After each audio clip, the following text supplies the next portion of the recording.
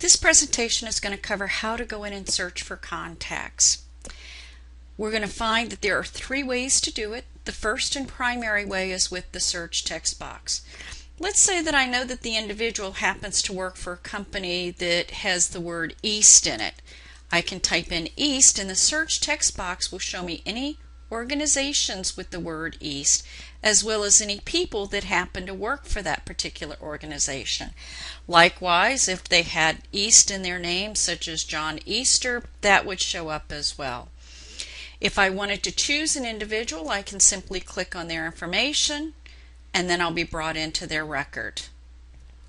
Now the other way that I can go in and search is using the standard operating system Control F find that you can use on every web page and every application there.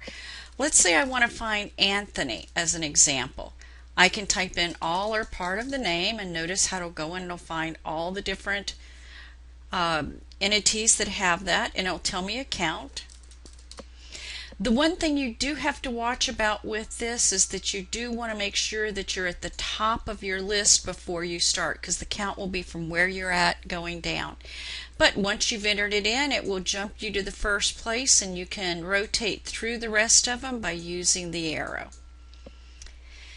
Now the last method is going to be a unique kind of a situation. Like let's say you want to know somebody that you entered in last week. Or maybe you want to find out whether they're brokers and search for people that are just brokers. You can change the column settings by clicking on the setting wheel here, and you may find you want to make these some active columns for the rest of the time now. Let's say that you might want to have comment, where the comment field, if you remember, happens to be a field that you would put things as reminders. I'll let you add that one. I can do lead source so I can determine where they came from. And I could perhaps go in and also do something like the update date and time so I can see people that perhaps I entered in last week. It's going to refresh the screen. Now I'm going to go back up just so that you can see the headers. Scroll over a little. And if I would like to find those that I entered in last week, I can click update and then I can click update again and it will be in reverse order.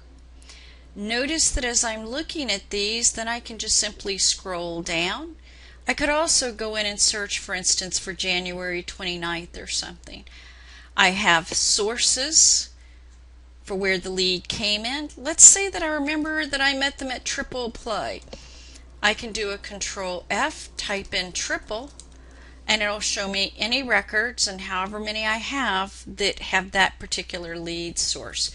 So those two fields can be very valuable in finding the contacts. So again, you have the search text box that is part of Pipedrive. It'll find the deals, the contact people, and the contact organizations. And you also have the standard Control F that's available in all applications. You do have things such as the alpha to be able to get into specific names, but notice you don't get quite the flexibility because it's only showing you the first name and sorting by that, nor does it do the other areas. All things, by the way, can be sorted by clicking on the column, and it'll sort in alpha order or reverse order if you click a second time with that. I hope that helps. Thank you.